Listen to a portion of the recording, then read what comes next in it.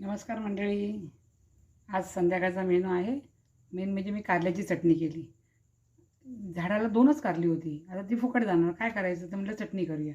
म्हणून मी आज कारल्याची चटणी. आता मी गावाला आले, त्यामुळे माझी कामं चालू झाली. मुंबईला असताना ह्या गोष्टी मला करायला मिळत नाहीत आणि 2च कारले असल्यामुळे म्हटलं की चटणी करूया. तर ती कशी केली ते तुम्हाला दाखवण्याचा प्रयत्न करेन. चटणी करता करता माझं जेवणसुद्धा झालेलं आहे. त्यामुळे मी भाकरी केले, बेसनचा पोळा आणि काळे तीळ घालून केलेले. तिळकूट जसं असतं ना त्याप्रमाणे मी कारलं टाकून चटणी केलेली आहे. तुम्हीसुद्धा करण्याचा प्रयत्न करा.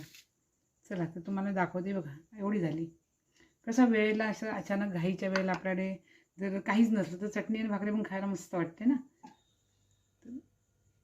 चला मी कशी केली ते तुम्हाला दाखवते. त्याबरोबर माझं जेवणसुद्धा तयार आहे आणि कारल्याची चटणी दाखवते. चॅनलला लाईक शेअर सबस्क्राईब करा. चला.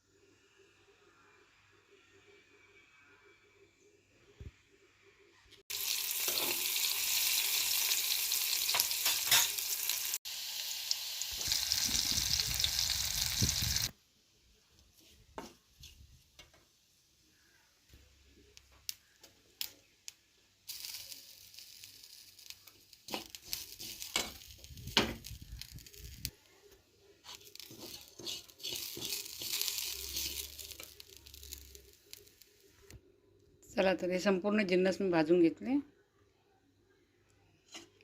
हे खोबरं आहे, हे खोबरं आहे, हे कारलं आहे,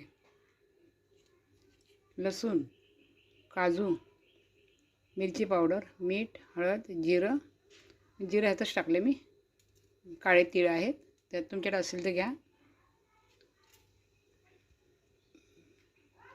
कारल्याची चटणी बनवते.